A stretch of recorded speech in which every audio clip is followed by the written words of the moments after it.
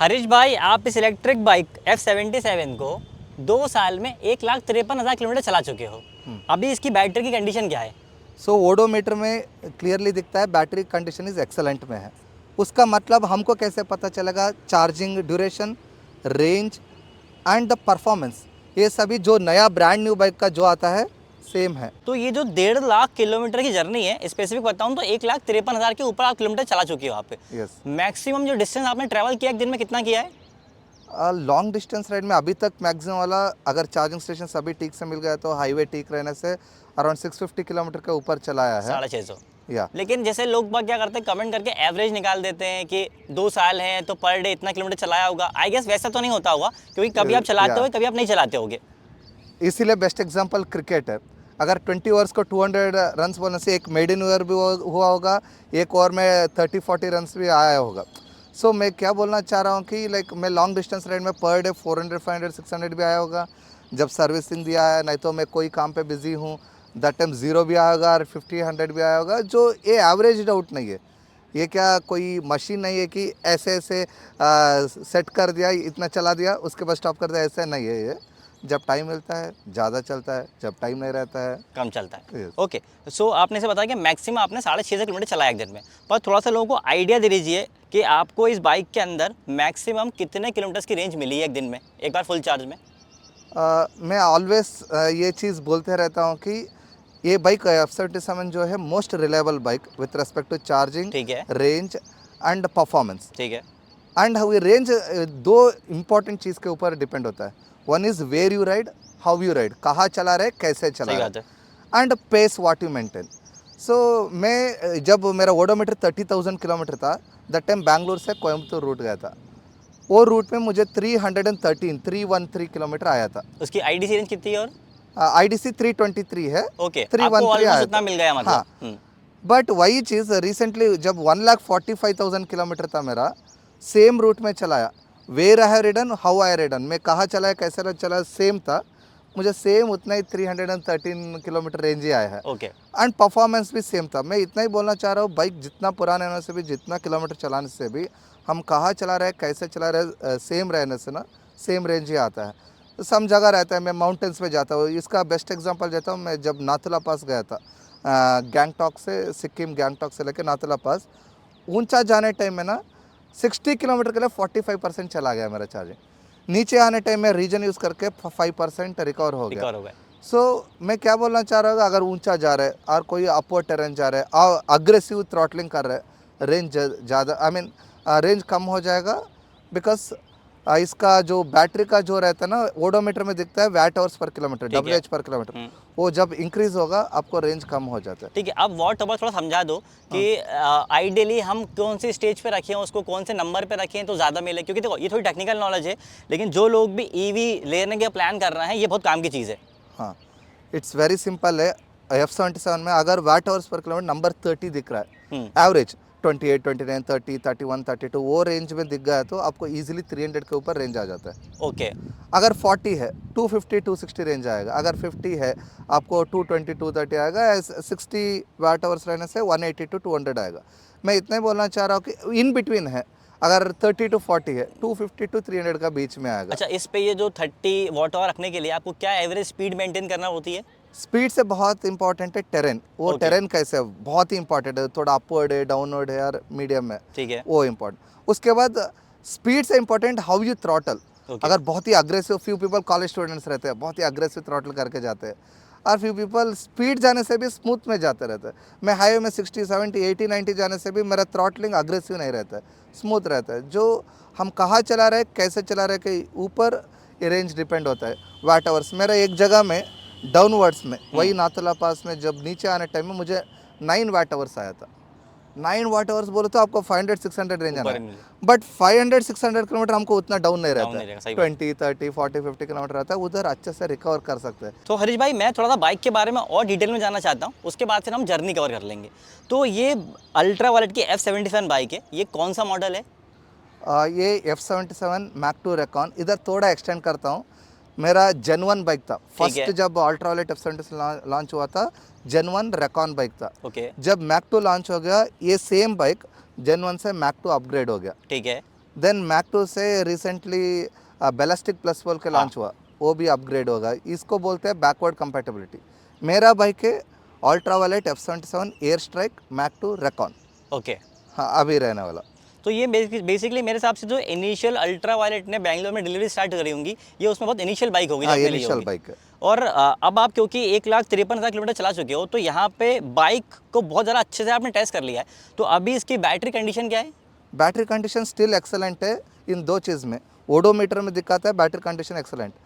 और हमको कैसे पता चलता है, मैं जब नया बाइक लिया था, जब चार्जिंग जितना टाइम लेता था अभी भी उतना टाइम लेता है, और रेंज जितना आता था मुझे नया बाइक उतना ही रेंज आता है। पिकअप परफॉर्मेंस पहले जितना था अभी भी उतना मतलब ही कुछ भी आपको ऐसा कोई ड्रॉप देखने को नहीं मिला है रेंज और परफॉर्मेंस के अंदर? है। रेंज, परफॉर्मेंस, चार्जिंग, ये तीनों। इसमें भी ड्रॉप हाँ, ये बाइक आपने कितने का लिया था? मैं जब लिया था दैट टाइम थोड़ा कॉस्ट भी ज़्यादा था। जेन 1 बाइक जस्ट एक्शोर में 4.5 लाख था। ओके। मेरा सभी पैनियर्स, एरोविल disc, everything fully loaded bike 6.5 lakh तक हुआ ये था। आपने जेन्युइन एसेसरीज लगवा रखी है अल्ट्रा वायलेट से पूरा? yes. 6 लाख के आसपास पड़ा था। Yes. अच्छा, 1,53,000 किलोमीटर गाड़ी चली है, तो इसमें कई बार सर्विस हुई होगी गाड़ी की। हाँ। तो उनका शेड्यूल क्या है सर्विस का? पहले तो 1000 किलोमीटर में होता है जनरल चेकअप, वो सभी हाँ। होता है। उसके बाद से आफ्टर ईच 5000 किलोमीटर में होता है। ओके, सो मोटा मोटा अगर आपने 1,53,000 चलाया है, तो अप्रोक्सीमेट 30 बार सर्विस हुई होगी बाइक की, Yes, राइट? yes. हर सर्विस की अप्रोक्स कॉस्ट क्या आती है? जस्ट पेड सर्विस का, वन पेड सर्विस का समवेयर बिटवीन 2000 to 3000 का बीच में रहता है। ओके। बट मेरा ना हर सर्विस में कुछ ना कुछ एक्सेसरीज वेरेंट हो रहता है, क्योंकि उसका आप चेंज अपना के लिए चलाते एक्स्ट्रा, हाँ एक्स्ट्रा रहता ही है उसका। बट अप्रोक्सीमेटली आपने, अगर मैं बताऊं तो आपने 1,53,000 किलोमीटर चलाया है, तो कितने का पेट्रोल आपने सेव कर लिया होगा? अगर आप 30 माइलेज रखने से 5 लाख हो गया, 25 माइलेज रखने से 6 लाख हो गया। गजब, मतलब बाइक फ्री चल रही है अब तो। Yes yes. कभी ऐसा हुआ कि आप ईवी से कभी ट्रैवल कर रहे हो, उस जगह पे बिजली ही ना हो, क्योंकि आपने इतना ट्रैवल किया हुआ और इतना इंडिया डाइवर्स है, तो कहीं ना कहीं ऐसी पॉसिबिलिटी तो हो ही सकती है कि वहाँ पे बिजली ही ना हो। मैं 3 एग्जांपल देता हूँ।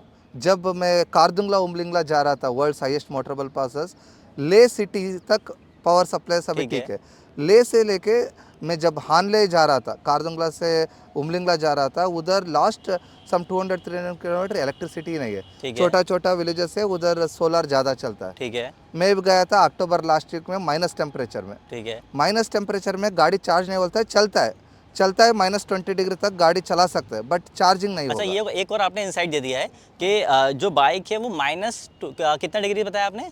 -20 तक चलता है अगर चार्जिंग रहने से। ठीक है। अगर चार्ज करना है तो 1 डिग्री के ऊपर रहना, 1.5 डिग्री। अच्छा, माइनस डिग्री में व्हीकल चलेगा पर चार्ज नहीं होगा? चार्ज नहीं होगा। ओके।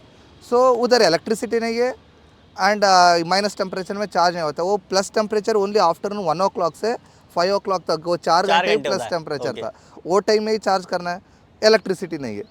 मैं क्या है, पॉजिटिव माइंडसेट से मैं चल ही रहा हूँ। ठीक है। उधर इधर दिखा मुझे आर्मी कैंप्स दिखा, वो जीपीएस में नहीं दिखता है बिकॉज बाजू में पाकिस्तान बॉर्डर और चाइना बॉर्डर हो Got it, सकता सही है, है। वो सिक्योरिटी रीजन से जीपीएस में नहीं दिखता है। बट मुझे दिखा है, उधर जाकर रिक्वेस्ट किया, ऐसे मैं इलेक्ट्रिक बाइक में लेह लद्दाख का आया हूँ, कैन आई चार्ज। उनके पास जनरेटर था, उधर चार्ज हो गया। वो पहला है जहाँ अच्छा, आपको इलेक्ट्रिसिटी नहीं इंडियन है। आर्मी ने जनरेटर ऑफर कर दी चार्ज करने के लिए? हाँ, वो पहला जगह है वेर जो इलेक्ट्रिसिटी नहीं है, मैं पॉजिटिव माइंड सेट से जाके किया। दूसरा जगह है जब मणिपुर टू मिजोरम जा रहा था, ठीक है। उधर चूर चंदापुर बोल के आता है, इम्फाल होने के बाद वहाँ से लेके आइजॉल तक ऑलमोस्ट ओनली पहाड़ी है, north eastern mountains, green mountains. आपको छोटा छोटा विलेजेस आएगा कि उतना इलेक्ट्रिसिटी सप्लाई उतना नहीं रहेगा। उधर रहने से भी आप मोबाइल चार्ज कर सकते हैं कि ऐसे बाइक नहीं चार्ज कर सकते। पॉजिटिव माइंडसेट से जा रहा था। उधर कोई आर्मी चेक पोस्ट में साइन करने टाइम में कोई ट्रक ड्राइवर आया, सर आप कहाँ जा रहे हैं? कि ये भाई कर्नाटका बेंगलोर से आए हैं, मैं आइजॉल जा रहा हूँ इम्फाल से। वो बोला कि ओके इलेक्ट्रिसिटी का है ही नहीं, कैसे चार्ज करते हैं, देखेंगे कैसे जाएगा। अच्छा, मतलब उसने बताया कि वहाँ पे रोड पे कहीं भी बिजली नहीं है? दैट टाइम उन्होंने क्या किया, सर मैं देखिए हाईवे कॉन्ट्रैक्टर हूँ, इधर इम्फाल से आइजॉल तक हाईवे जा रहा हूँ। आफ्टर ईच 100 किलोमीटर हमारा हाईवे डालने का सेटअप है, जो ठीक है। कंक्रीट मिक्सर सैंडविच शेड है, उधर आप चार्ज कर सकते हैं। सो अपने आप मुझे हेल्प कर दिया। ये दो चीज़ है। तीसरा एंड लास्ट वाला बोलता हूँ, ऐसे बहुत सारे एग्जांपल्स है। मैं जब तमिलनाडु में एक पूरा फॉरेस्ट का इलाका में चला गया था, रिजर्व फॉरेस्ट का इलाका में, मेरा हुआर मोड आ गया था, मीन्स लेस देन 5%। अच्छा, मेरा पास काइंड ऑफ सेफ्टी मोड। हाँ सेफ्टी मोड, उधर चार्जिंग नहीं है, थोड़ा पहाड़ ऊपर है, पूरा सराउंडेड विथ ओनली फॉरेस्ट जैसे इलाका है। उधर क्या हो गया, उधर एक फॉरेस्ट रेंज ऑफिसर का एक छोटा प्लेस था, चेक पोस्ट जैसे। उधर जाकर रिक्वेस्ट किया, उनके पास मोबाइल चार्ज करने का सॉकेट था, वो 16 एम सॉकेट उधर कर दिया। मैं इतना ही बोलना चाह रहा हूँ कि हम पॉजिटिव माइंडसेट से जाने से कहीं ना कहीं कैसे ही हो ही जाता है। तो ये तो एक आपने एक अलग बिल्कुल इंसाइट दे दिया है, क्योंकि हम हमेशा सोचते हैं कि यार ईवी से अगर ट्रैवल करेंगे तो बिजली कहीं ना हुई तो कैसे चार्ज करेंगे, पर यहाँ तो आपने एक बिल्कुल डिफरेंट माइंडसेट दे दिया है हम लोगों को कि कहीं ऐसी जगह हो सकती है जहाँ पे पेट्रोल नहीं होगा। पेट्रोल तो अरेंज हो भी नहीं सकता, क्योंकि कोई कहाँ से क्यों लेके आएगा, लेकिन इलेक्ट्रिसिटी अगर आपका माइंड पॉजिटिव है तो कहीं ना कहीं सॉल्व हो जाएगी, आप चार्ज कर लो। ये जो भी एग्जांपल दिया, हम हर दिन नहीं जाते हैं, हर दिन कहाँ जाते हैं, दिल्ली मुंबई, बड़ा बड़ा सिटी, बड़ा हाईवेज। अगर मैं वो जगह में ढूंढ सकता तो बड़ा हाईवेज, बड़ा सिटीज़ में तो ऑप्शंस बहुत सारे मिल जाएंगे आपको। अच्छा हरीश भाई, जब हम लास्ट टाइम मिले थे तब आपने लेह लद्दाख कवर नहीं किया था। हाँ। और बहुत सारे लोगों ने कमेंट करके बात कही थी कि अरे भाई कुछ नहीं है, लेह लद्दाख जाओ, सबसे तगड़ी चीज़ है। हाँ। पर क्योंकि आपने इतना इंडिया घुमा हुआ है, आपने इंटरनेशनल बॉर्डर्स भी कवर करे, आपके हिसाब से क्या वो सबसे तगड़ी जगह है या उससे भी कोई डिफिकल्ट जगह है इंडिया में? इंडिया में नहीं है कि, बट मोस्ट टफेस्ट अभी तक मैं किया वाला में, मोस्ट टफेस्ट मैं अभी तक ऑल इंडियन स्टेट्स 13 इंटरनेशनल किया है। ठीक है। उसमें most toughest is still today Nepal China border, upper Mustang area, Korala border. अच्छा, लेह लद्दाख को आप लाइन में नहीं रखते? नहीं आता है अपर मस्तंग एरिया, वो भी मैं गया था जनवरी फर्स्ट वीक में। ठीक है। -10 डिग्री टेम्परेचर, एंड उसके बाद उसका रोड इतना चैलेंजिंग है, इतना चैलेंजिंग, उतना चैलेंजिंग, अभी तक पूरा इंडिया में तो कहीं नहीं मिला है। ठीक, क्या था ऐसा वहाँ पे? उधर ना माउंटेन के ऊपर रहने से आपको कोई रास्ता ही नहीं रहता है, एंड -10 डिग्री टेम्परेचर में पूरा आपको जो ब्लैक आइस बोलते हैं, मड के साथ आइस मिक्स होकर, वैसे बहुत ही चैलेंजिंग, एंड बड़ा बड़ा पत्थर रहता है, बुल्डर्स रहता है, एंड थोड़ा स्किड होने से आप प्रपात में गिर जाएंगे। कोई Zero फेंसिंग वगैरह कुछ भी नहीं है? कुछ भी नहीं है, एंड उधर लोग भी नहीं है। मैं जब जनवरी फर्स्ट वीक में गया था, छोटा छोटा विलेजेस था, पूरा 200 किलोमीटर में 4-5 विलेजेस था, उधर भी लोग नहीं है। और So, ये कितने किलोमीटर का होगा टोटल? 200 किलोमीटर, 200 400 किलोमीटर, कुछ नहीं है वहाँ पे? कुछ भी नहीं है, एंड मोस्ट चैलेंजिंग रोड है। मैं जनवरी वो छोटा छोटा विलेज भी पूरा क्लोज कर दिया है। -10 डिग्री टेम्परेचर में जाने टाइम में पूरा दिन में 10 लोग से नीचे लोगों को देखा है मैं उधर जो भी लोग मिला था, सर आप आर्मी हो क्या, नहीं तो आप टेस्ट राइड के लिए आए? नहीं नहीं, मैं जस्ट कैजुअल राइड पे आया हूँ। So that's the most challenging, पहला। सेकंड में भी लेह लद्दाख नहीं आता है। अच्छा, सेकंड में नहीं आता? तो सेकंड में मोस्ट चैलेंजिंग आता है, लास्ट ईयर नॉर्थ ईस्ट में गया था मैंने, 7 sister state, Assam, Arunachal Pradesh, Nagaland, Manipur, Mizoram, Tripura and Meghalaya. उसमें जो मणिपुर टू मिजोरम आता है रास्ता, और नागालैंड से मणिपुर वाला, मोस्ट चैलेंजिंग। मैं गया था लास्ट ईयर जुलाई अगस्त में, पीक रेनी सीजन। पूरा इंडिया में हाईएस्ट रेनफॉल होता है नॉर्थ ईस्ट में, मैं उधर था पीक रेनी सीजन में। उधर का रास्ता देखने से ना कितना मड, एक पूरा बाइक कहाँ तक डूब गया था बाइक? आधा बाइक जला गया था पूरा मड में, क्योंकि इसका टॉर्क ज़्यादा है, 100 न्यूटन मीटर टॉर्क। ऐसे ही मैं घुमा के out of 2000 kilometre 500 kilometre most challenging था। वो सेकेंड टफेस्ट आता है। थर्ड इवन में थोड़ा सह्याद्री माउंटेन रीजन से एक्सपीरियंस किया था, but third I will put it for Leh Ladakh, क्योंकि देयर इज़ अ रीज़न। मैं जाने टाइम में पंजाब से JNK जम्मू कश्मीर जाके सोनामार्ग से कारगिल से गया था। वो रास्ता बहुत ही सुंदर है, बहुत ही ईजी है, बट वापस आने टाइम में क्या कर दिया था मैंने, उमलिंगला जाने के बाद मनाली रूट लिया। उधर गाटा लोग बोल के आता है, बराल अचला बोल के आता है, वो भी मैं अक्टूबर लास्ट वीक में आ रहा था, -15 डिग्री टेम्परेचर। उधर थोड़ा चैलेंजिंग दिखा, नॉट जितना मुझे नेपाल एंड नॉर्थ ईस्ट दिखा उतना नहीं है, थोड़ा चैलेंजिंग दिखा लेह लद्दाख। तो भाई जो बंदा लद्दाख कर चुका है वो आपको बता रहा है कि भाई लद्दाख उतना डिफिकल्ट नहीं है, उसके और ऊपर जाना पड़ेगा आपको अगर डिफिकल्टी लेवल चेज करना है तो। तो भाई एक बात मुझे बताओ कि आपने बताया कि आप कुछ इंटरनेशनल बॉर्डर्स भी कवर कर चुके हो, तो पहले हम इंटरनेशनल बॉर्डर्स कवर कर लेते हैं, फिर हम इंडिया में जाएंगे। कौन कौन से इंटरनेशनल बॉर्डर्स हैं? मैं लास्ट टाइम आपसे मिला था, that time already 6 international border हो गया था। इंडिया नेपाल बॉर्डर, पानी टंकी बॉर्डर, वहाँ से नेपाल चाइना बॉर्डर जो कोराला बॉर्डर बोलते हैं, उसके बाद भूटान बॉर्डर जो जयगॉन शिलिंग का आता है, वहाँ से आके Bangladesh border Phulbari, then Nathula pass, वो इंडिया तिब्बत बॉर्डर है, सिक्किम से गैंगटॉक के पास आता है, गैंगटॉक से नाथुला पास, वहाँ से और एक आता है नेपाल चाइना भूटान वाला बॉर्डर, और एक आता है वो मानस सरोवर भी बोलते हैं उधर, बटंगला ट्राई जंक्शन। ठीक है, ये 6 हो गया था। उसके बाद आपको मिलने के बाद अभी अनदर 7 कवर हो गया। मैं पाकिस्तान बॉर्डर गया था, जो वाघा अटारी वाघा बॉर्डर है। उसके बाद और एक इंडिया पाकिस्तान बॉर्डर आता है कारगिल के पास, जो पाकिस्तान ऑक्युपाइड कश्मीर है, उधर कारगिल के पास गया था। देन रजंगला बोल के आता है, वो again India Tibet border in Ladakh region. ठीक है। और वहाँ से आया था मैं, ये जो बर्मा बॉर्डर आता है मणिपुर में, मोरे बोल के आता है। एंड नीचे इवन श्रीलंका के पास, भले ही वो लैंड बॉर्डर नहीं है, वो अगर धनुषकोडी चला गया और 10 किलोमीटर पानी क्रॉस करते आपको श्रीलंका आ जाएगा। देन कन्याकुमारी भी गया था। वैसे इंडिया का कनेक्टेड जो भी बॉर्डर है एवरीथिंग कवर कर चुका हूँ मैंने। सो हरीश भाई, आपने क्योंकि इतने सारे इंटरनेशनल बॉर्डर्स कवर कर रहे हैं और आई एम श्योर कि जो लोग देख रहे हैं कोई ना कोई जाना चाहता है वहाँ पे, मैं 2 तरह के एक्सपीरियंस जानना चाहता हूँ आपके।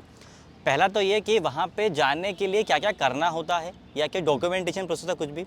दूसरी चीज़, क्या आप ईवी बाइक लेके वहाँ पे जा सकते हो? क्योंकि आई एम श्योर कि अभी ईवी जो इंडिया में, मतलब ये जो इंडस्ट्री है ग्रो कर रही है, तो आई गेस डॉक्यूमेंटेशन जो है वो इसके हिसाब से नहीं बने होंगे। इधर 2 चीज़ है। पूरा दूसरा कंट्री में मैं 2 ही कंट्री में घुमा है, एक नेपाल और भूटान। ठीक है। बहुत ही आसान है। मैं जब गया था कि उतना कोई इशू ही नहीं था। ठीक है। बट दूसरा जो भी बॉर्डर गया है उधर अंदर अलो नहीं किया, बॉर्डर तक जाके आया। जैसे पाकिस्तान बॉर्डर ठीक है, है। जैसे तिब्बत चाइना बॉर्डर है, जैसे बांग्लादेश बॉर्डर है एंड बर्मा बॉर्डर, उधर मुझे अलो नहीं किया, ठीक है। बॉर्डर तक जाके आया हूँ।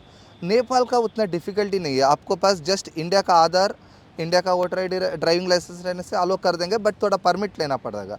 जो बॉर्डर के पास जो पानी टंकी बॉर्डर है, परमिट लेना पड़ेगा। उधर फ्यू 100 रुपीज़ में हो जाता है हमारा इंडिया का आधार एंड वो सभी दिखाने से।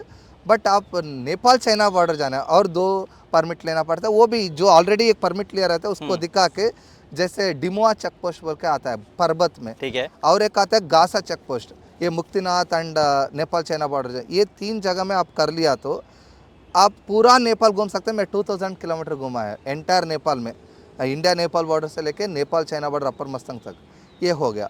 देन भूटान भी उतना ही आसान है। इंडिया का आपका आधार एंड इंडिया का ड्राइविंग लाइसेंस वो सभी रहने से हो जाएगा।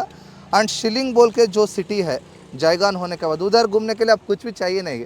डेली पास एक स्कैन करके आपका डिटेल एंटर कर दीजिए, डेली पास फ्री पास मिल जाएगा। पूरा शिलिंग हम 50 किलोमीटर घूम सकते हैं। वहाँ से आप यहाँ जाना है, पूरा एंटायर भूटान के अंदर जाना है, एक परमिट लेना पड़ता है, बट गाइड भी लेना पड़ता है। अच्छा। मुझे ना, मैं बाइक में जाने टाइम में आगे एक गाइड जाता रहेगा कार में, उसका पीछे पीछे जाओ, मुझे उतना कंफर्ट नहीं लगा एंड इवन मुझे उतना टाइम नहीं जाता था कि उधर अंदर जाओ। इसलिए अच्छा, शिलिंग बंदे में को अकेला नहीं छोड़ते, वो सामने को जाएगा ही जाएगा। साथ लेना ही पड़ेगा एक गाइड को। उसके कुछ चार्जेस लेते हैं अलग से वो? चार्जेस भी लेते हैं, गाइड का चार्जेस भी लेते हैं एंड पर डे चार्जेस लेते हैं वो लोग। हम अच्छा। जितना दिन भूटान में रहेंगे उतना दिन का हम इधर परमिट लेने कुछ जगह में। अप्रोक्स चार्ज बता सकते हैं आप? मैं जब पूछा था 4000 to 5000 का पीछे बीच में था पर डे के लिए, ओके। परमिट मिलने के लिए। उसके बाद ये जो गाइड लेते हैं उसका 7000 to 10000 का बीच में था पर डे के लिए, वो गाइड लेने के लिए। एंड वो लेने के बाद भी लाइक मैं उनका पीछे पीछे करता, मुझे ना फ्री माइंड राइड करते रहता हूँ इसीलिए। एंड मेरा पास टाइम भी नहीं था, ये सभी अनकम्फर्ट लग गया। मैं शिलिंग अच्छे से घूम के आ गया मैंने पूरा भूटान का। उसके बाद दूसरा जो भी बॉर्डर है उधर परमिट मिला ही नहीं है and I don't want to spend time on getting permit, वापस आ गया बॉर्डर से। अच्छा, एक और चीज़, अब क्योंकि ये ईवी है तो ईवी और पेट्रोल के अंदर जो सबसे बड़ा डिफरेंस है वो यही है कि अगर आपकी बाइक में पेट्रोल खत्म हो रहा है तो आप नियरेस्ट पेट्रोल पंप जाते हो, वहाँ पे आप 2-3 मिनट के अंदर रिफ़िल करा लेते हो। पर क्योंकि ये ईवी है तो यहाँ पे जैसे आपकी चार्जिंग खत्म हो रही होती है तो दोबारा चार्ज करने के लिए इसके अंदर, क्योंकि आगे शायद 10 किलोवाट का बैटरी पैक लगा हुआ, बड़ा बैटरी पैक है, तो उसको फुल चार्ज करने में बहुत ज़्यादा टाइम लगता होगा। तो इसको आप कैसे मैनेज करते हो चार्जिंग टाइम को? ये कितना सिंपल है कि आप इतना ही सोच लीजिए, आप बाइक 100% से शुरू कर दिया। हाँ। आपको पता है कहाँ जा रहा है, ठीक है। रफ आइडिया तो रहेगा ही रहेगा। वो अप्रोक्सीमेटली कितना किलोमीटर है, 100, 150, 200।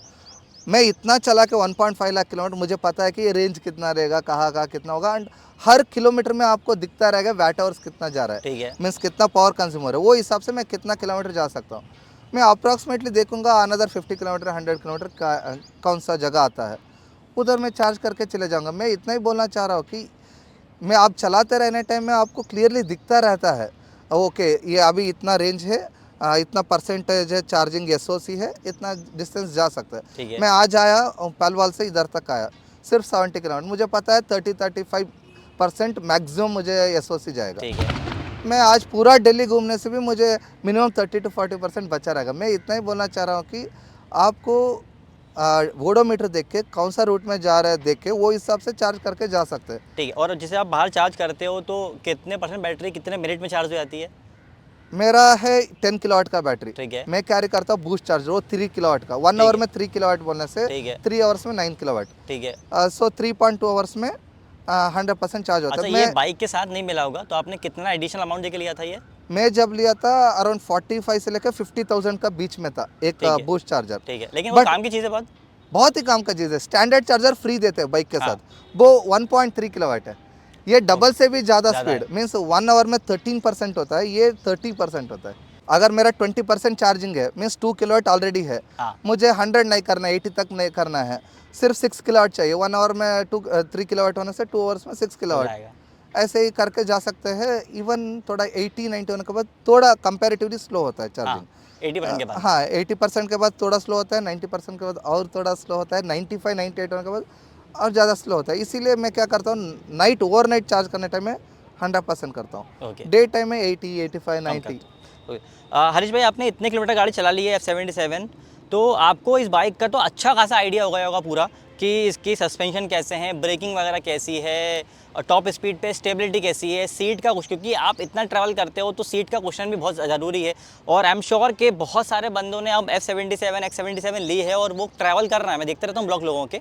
तो क्या ओपिनियन है आपका बाइक के ओवरऑल कंफर्ट के बारे में, और braking, suspension and like headlight का व्यू कैसा है?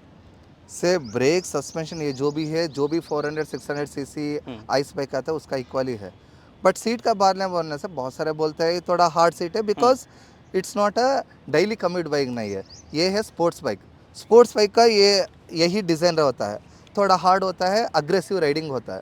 सो मुझे डिज़ाइन पसंद आता है, मैं इसका ये सभी एडजस्ट हो जाता हूँ। मेरा इतना है कि इफ़ आई लाइक समथिंग, अगर कोई सिटी आपको पसंद आता है, उधर बहुत गर्मी रहने से आपको वो सिटी पसंद आ जाता है, अगर कोई जगह बहुत ही एक्सट्रीम रेनफॉल होने से एडजस्ट हो जाता है। सो अब जो भी सिटी में रहते हैं, जो भी पर्सन के साथ रहते हैं, आप एडजस्ट होना सीखना पड़ता है। मुझे ये सीट थोड़ा रफ लगने से भी 1,50,000 किलोमीटर चला दिया, कितना तक वो मुझे रफ लगेगा? पहले 500,000, 2,000, 5,000 किलोमीटर लगेगा, उसके बाद आना तो यही। ये बाइक तो मुझे पार्ट ऑफ द लाइफ हो जाता है। मुझे दैट टाइम ये बाइक का जो भी फीचर रहता है, एवरीथिंग मुझे कॉमन लगना शुरू हो जाता है कि कोई अलग से नहीं लगता है। बट पहला टाइम में आप एडजस्ट नहीं, आपका mindset it's not itself to adjust with something, that time आपको डिफिकल्ट लगता है। मेरा ऑलवेज इतना है कि जो पसंद होता है वो चीज़ को एडजस्ट करते जाओ। चल चल। हरीश भाई, हमने देखा कि यार इसमें बैटरी कंडीशन तो अभी भी एक्सीलेंट है, और आपने 1.5 लाख के ऊपर गाड़ी चला चुके हो, तो I am sure Ultraviolette भी आपसे रेगुलर टच के अंदर रहता होगा कि क्योंकि टेस्टिंग पर्पस के लिए, क्योंकि आप जितनी गाड़ी किसी ने भी नहीं चलाई है, और मेरे ख्याल में शायद अगले 5-6 महीने में भी कोई नहीं चलाएगा, क्योंकि आप बहुत ज़्यादा राइड करते हो।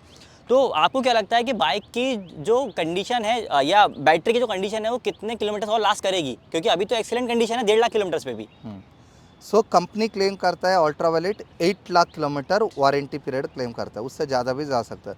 मेरा 1.5 लाख किलोमीटर होने के बाद भी ओडोमीटर में दिखता है बैटरी एक्सेलेंट कंडीशन, मुझे चार्जिंग रेंज परफॉर्मेंस में एक्सेलेंट ही है, ठीक है। As good as brand new bike जैसे। बट बैक एंड में जब किया था, वो लोग पुल किया था SOH बैटरी का हेल्थ, जब वो लोग पुल स्टेट किया ऑफ हेल्थ, था, हाँ। स्टेट ऑफ हेल्थ 96% आया। ये कब किया था?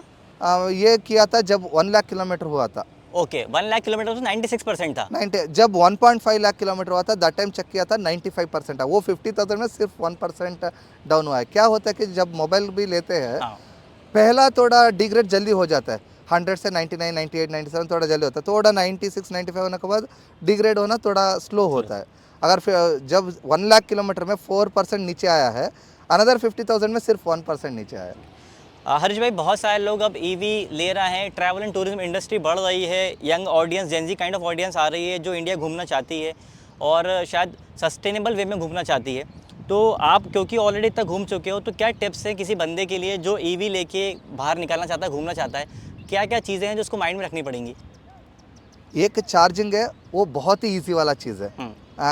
बहुत सारे थर्ड पार्टी चार्जिंग स्टेशन आ रहे हैं, उधर कर सकते हैं, पेट्रोल बंक्स में कर सकते हैं, फूड कोर्ट्स में, रेस्टोरेंट्स में, नहीं तो होटल रूम में जहाँ स्टे करते हैं उधर कर सकते हैं। कहीं भी आपको सॉकेट तो मिल ही जाएगा, चार्जर कैरी करके कर सकते हैं। सो पहला चीज़, ब्लॉकेज किसी को आता है चार्जिंग, वो माइंड से निकाल दीजिए। बहुत ही easiest thing is getting the charger. मतलब चार्जर्स लगे हुए हैं हर जगह पे आप, क्योंकि आपने ऑलमोस्ट आप 2 साल से ट्रैवल कर रहे हो, तो जब आपने ट्रैवल शुरू किया था उस टाइम पे क्या कंडीशंस थी इंडिया में चार्जर की, और आज क्या है? उस टाइम में भी अच्छा ही था, अभी भी अच्छा ही है, बट दैट टाइम मुझे नॉलेज कम था, अभी नॉलेज ज़्यादा हुआ, उतना ही Okay. डिफरेंस है। क्यों नॉलेज कम था? घर में बैठे रहने से आपको बाहर क्या है पता नहीं चलता, जब बाहर निकलने से भी आपको पता चलता। जैसे एक प्रॉवर्ब है ना, आप पानी के अंदर एक कदम रखने तक आपको पता नहीं चलता कि गहराई उसका कितनी डेप्थ है? कितना है। जब अब हम बाहर निकलते हैं, मुझे पता चल गया कि हर स्टेट में कौन सा चार्जिंग अच्छा है। ठीक है। वो भी मैं सर्च करके नहीं जाता हूँ, वो ऑन द वे आपको पता ही चल जाता है। एक ऐप इंस्टॉल कर दीजिए, उसको जूम इन जूम आउट करते हैं, पूरा इंडिया में वो कहाँ कहाँ है। जैसे ATGL बोल के है, अडानीस का, ठीक है। अडानीस टोटल गैस एनर्जीज लिमिटेड, पूरा नॉर्थ इंडिया में बहुत ही अच्छा है, even waste India east India में भी अच्छा अच्छा, है। ये ऐप पे दिख जाता है पूरा? ऐप में पूरा तो इंडिया में आपने कहा कहाँ कि कहाँ, नॉर्थ इंडिया में अच्छा है, वेस्ट में भी अच्छा है, ईस्ट वेस्ट में भी में भी अच्छा है। ईस्ट में भी, हाँ। हाईएस्ट इज नॉर्थ इंडिया में है, हाँ। सेकंड आता है वेस्ट इंडिया में, हाँ। थर्ड उससे अंदर आता है ईस्ट इंडिया में, साउथ इंडिया में उससे थोड़ा कम है ATGL। बट साउथ इंडिया में आप जाने से बोल्ट, कज़म, ई मोबिलिटी, ये बहुत सारे हैं। ठीक है। साउथ बोले तो पूरा साउथ नहीं बोलूँगा मैं, कर्नाटका, आंध्रा, थोड़ा तमिलनाडु तक। अब इधर केरला जाने से एंटायर केरला चार्ज मोड से पूरा हो गया। ओके, तो बेसिकली देखा जाए तो हर एक स्टेट में कुछ बड़े बड़े प्लेयर्स हैं, और हाँ। ऐसा कोई एक बड़ा प्लेयर नहीं है जो ऑल ओवर इंडिया हो। आ, अभी ATGL है, पूरा इंडिया नहीं, पूरा इंडिया नहीं है। मोस्ट पार्ट ऑफ इंडिया, मतलब 60% ऑफ इंडिया, कवर्ड है। 60 to अच्छा, ये 70%। जो चार्जर्स लगे होते हैं, ये एक ही पॉइंट्स होते हैं कि पूरा एक हब बना होता है चार्जिंग का? वहाँ बहुत सारे चार्जर्स होते हैं, multiple points? Yes, multiple points होते हैं, मेनली वो फोकस करते हैं कार चार्जिंग का। क्योंकि पैसे 30 ज़्यादा मिलते किलोवाट हैं 60 नहीं, पैसे से ज़्यादा कार में, EV में बाहर जाने वाला ज़्यादा रहता हाँ है सही है, लॉन्ग टूरिंग के कंपेरेटिवली। लिए बाइक वाला बंदा या स्कूटी वाला बंदा तो सिटी सिटी कम्यूटिंग के लिए ले रहा है। इसीलिए वो लोग दो चीज़ है, वन इज़ कार ज़्यादा लॉन्ग डिस्टेंस राइड के लिए, टूरिंग के लिए हेल्प होता है। दूसरा चीज़ होता है कि ये कार वाला सभी एक यूनिफाइड चार्जिंग कर दिया है। हाँ। जैसे CCS2 बोल के हाँ, आता है, कोई भी कार लेके जाएगा CCS2 में कर सही सकता बात है। है। बट मैं बाइक अल्ट्रावायलेट में सबके जाऊंगा, पोर्ट्स अलग-अलग हैं। अलग है। हम्म। आप एथर में जाओ, ओला में जाओ, सबका हर अलग-अलग टू है। व्हीलर का अलग अलग चार्जिंग होता है। इसीलिए ये दो रीज़न के लिए, सो टू व्हीलर में घूमने वाला लोग कम है कंपेरेटिवली, हाँ। कंपेयर टू कार वाला। दूसरा चीज़ है यूनिफाइड चार्जिंग नहीं है, जैसे उधर CCS2 जो यूनिफाइड स्टैंडर्ड है, इधर हर बाइक वाला अपना ही तो स्टैंडर्ड। इसमें क्या करते हैं, वो एक 0.5 एम्पियर सॉकेट दे रखते हैं क्या? 16 हाँ। एम्पियर 5 एम्पियर वाला आप जाके अपना चार्जर कनेक्ट थोड़ा कर सकते हो ये आप। एथर वाले लोग डायरेक्ट इंस्टॉल ही कर देते, बिकॉज हाँ। एथर का थोड़ा नेटवर्क ज़्यादा है हाँ। Charging install. बट दूसरा बाइक के लिए करना है तो 16 एम्प सॉकेट रखते हैं हम, स्कैन करके स्टार्ट करने से चार्जिंग। हाँ, क्योंकि एथर के चार्जर्स में सिर्फ एथर का व्हीकल चार्ज हो सकता है। हाँ। पहले उनके उसमें वो पॉइंट था 5 एम्पियर सॉकेट, लेकिन शायद अब नहीं है उसमें। अब 5 एम्प है, बट उसको डिसेबल कर दिया बैकएंड में, उसको अच्छा। कोई यूज़ नहीं कर सकते। अच्छा, सिर्फ एथर का चार्ज कर सकते हो आप उसके गन लगा के उसके अंदर बस। बस। हरीश भाई, 1.5 लाख किलोमीटर गाड़ी चलाने पे आई एम श्योर आपने बहुत सारे, क्योंकि आपने बहुत कम टाइम में चलाया है, तो कुछ रिकॉर्ड्स जो हैं वो आपने ब्रेक करे होंगे या बनाए होंगे। इधर ना दो तरीके का रिकॉर्ड्स है, एक मुझे वर्ल्ड रिकॉर्ड्स 2 आया है। ठीक है। पहला रिकॉर्ड आया था मुझे Kalam's book of world record बोल के, ठीक है। जब मैं international first EV to do 6 international borders in covering most challenging terrains. ठीक है। जैसे -10 डिग्री टेम्परेचर में नेपाल, एंटायर नेपाल 2000 किलोमीटर किया था, एंड अनदर 5 इंटरनेशनल बॉर्डर किया था। सो उधर आया था मुझे फर्स्ट वर्ल्ड रिकॉर्ड EV में। सेकेंड थिंग आया था मैं जब 600 डेज में 1,20,000 किलोमीटर किया था, by covering each and every Indian states and 13 international borders. ये सेकंड वर्ल्ड रिकॉर्ड ठीक है। है। ये 2 वर्ल्ड रिकॉर्ड का हो गया।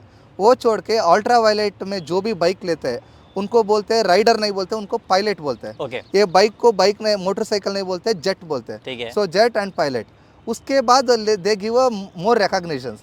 मैं जब किया था 365 डेज में 65,000 किलोमीटर हुआ था, स्काई कैप्टन बोल के रिकॉग्नाइज किया था मुझे अल्ट्रा वायलेट ने।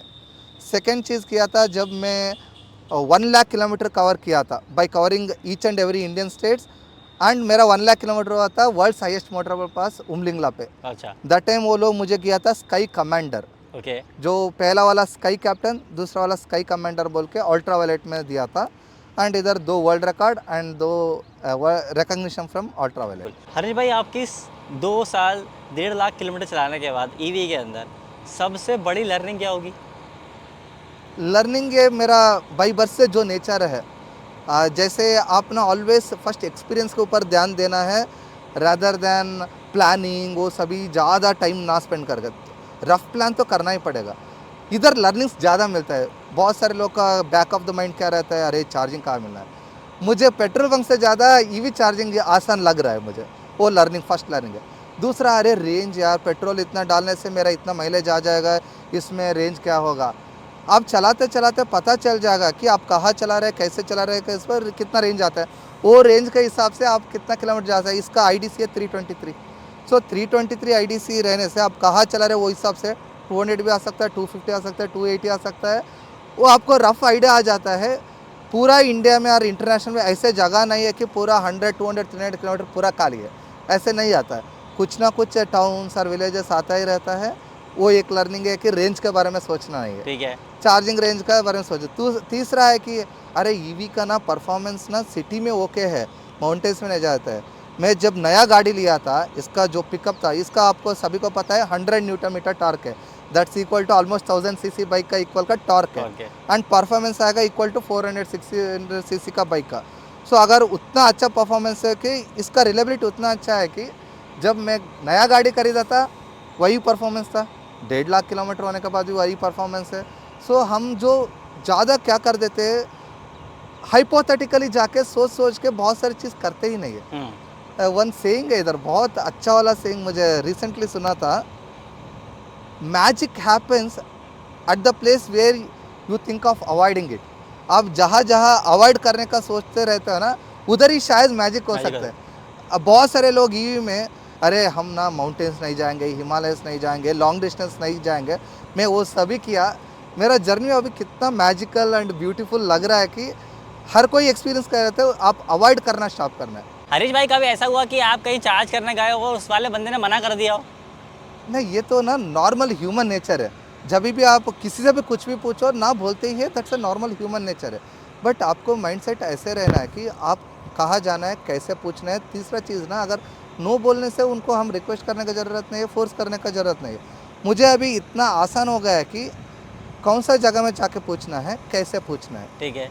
अगर ना बोलने से उधर मैं 1 मिनट भी ज़्यादा एक्सटेंड नहीं करता हूँ, नेक्स्ट जगह में जाता हूँ कि बट नवेडेज मेरा राइट्स उतना आसान हो गया है कि मैं जो भी जगह जाता हूँ मैक्सिमम 1 और 2 अटेम्प्ट्स में हो जाता है।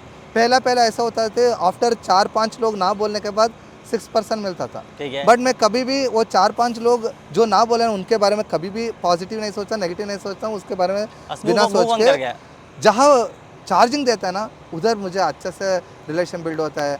कल पालवाल में मैं जब एक होटल रूम में रुका था, मैं सेम होटल रूम में रुका था जनवरी में 7 मंथ्स बिफोर। अच्छा। मैं आज जाते ही वो कितना अच्छे से मुझे मेरा बाइक को आइडेंटिफाई करके फिर चार्जिंग देता है। वो वन एग्जांपल है। वैसे आपको मेमोरीज बनता है। बहुत सारे लोग क्या सोचते हैं कि जहाँ ना बोला उसको माइंड में ज़्यादा रखते हैं। आप ऑलवेज नेगेटिव को ज़्यादा माइंड में ना रखें, पॉजिटिव को रखने से, पॉजिटिव से क्या होता है आपको और एंथुसियाज्म लगता है कि और ज़्यादा करूँ, पहला चीज़ है।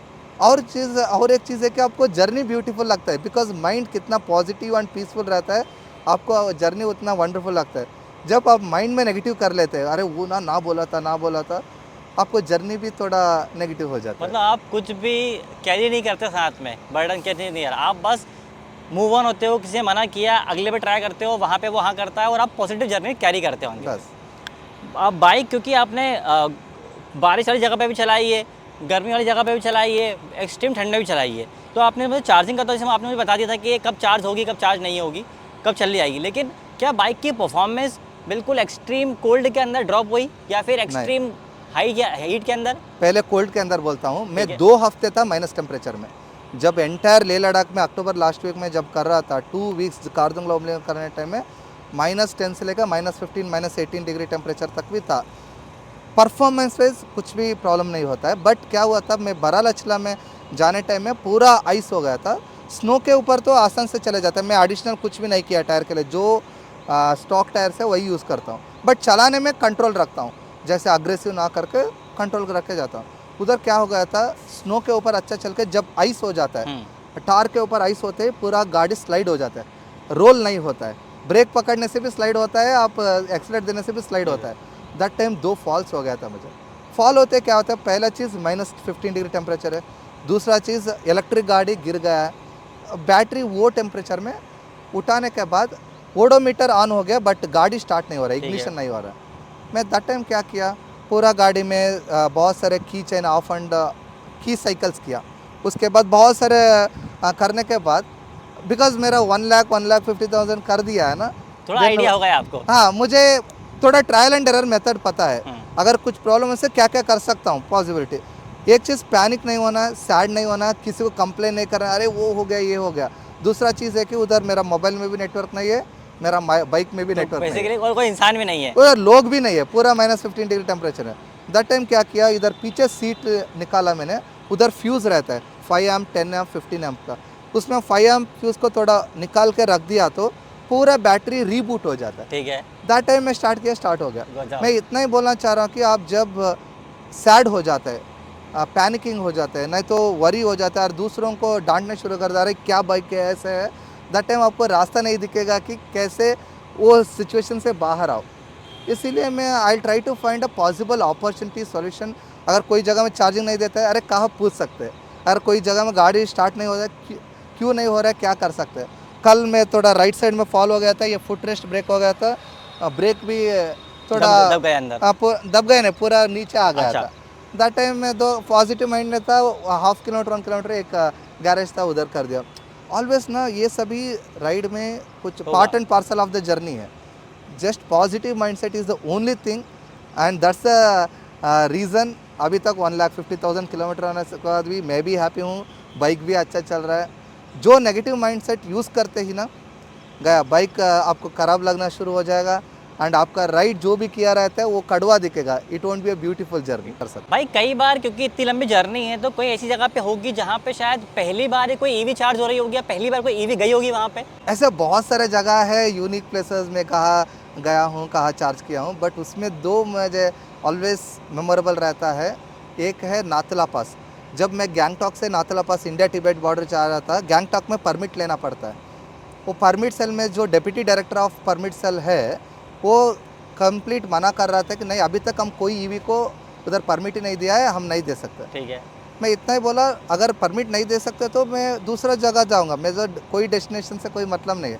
बट ईवी बोल के नहीं दे रहे। मैं ईवी के बारे में, ये अल्ट्रालाइट F77 के बारे में, रेंज के बारे में, परफॉर्मेंस के बारे में एक्सप्लेन किया। वो इम्प्रेस हो गया। वो खुद पूछा कि मैं राइड कर सकता हूँ क्या। ओके लीजिए सर। जस्ट 200 मीटर का जो परमिट सेल में ही एक राइड किया, उसका फेस में जो ग्लो आ गया, he was so happy that immediately वो परमिट दे दिया। एंड उसमें लिखा ही है परमिट में, this the first EV bike to get permit to Nathula pass. अच्छा कोई रीज़न था उनका कि क्यों नहीं देते ईवी को।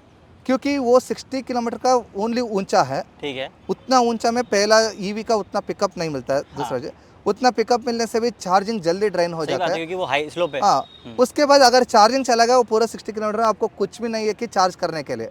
इधर इधर छोटा आर्मी कैंप है, उधर इलेक्ट्रिसिटी वो सभी उतना नहीं है, सो उधर चार्जिंग का ऑप्शन इज ज़ीरो।